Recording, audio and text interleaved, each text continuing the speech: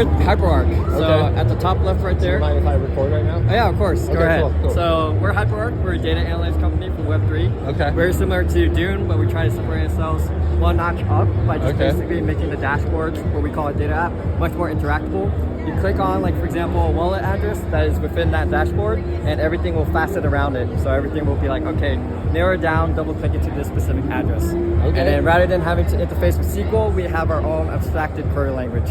So check us out, HyperArc, and then we're here with none other than Bingo. So, What's his name? Bingo is the dog with hat meme. Okay. Yeah. What separates you guys from maybe the rest of your competitors? Oh yeah, like what I mentioned with Dune, right? So for Dune, they have everything very static.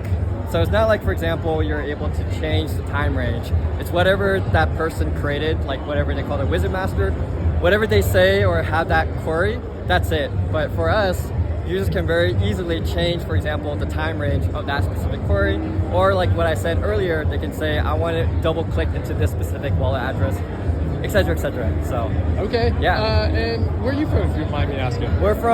most of us are located in the Bay Area, San Francisco, San Jose. So yeah, that's where we're based. But we also have someone from New York, someone from like North Dakota. So yeah.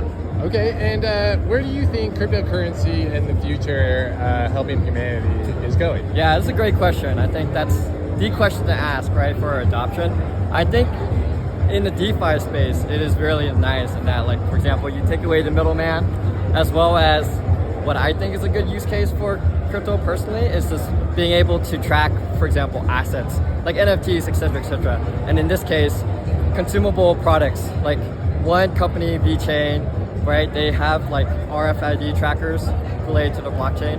So yeah, that's kind of like my quick synopsis of what blockchain is. That's your personal intake basically then? Currently, yeah. Okay. I'm also here at Denver to learn too, right? There's a lot of new companies that I've never heard of, and then I'm coming more from a traditional software background.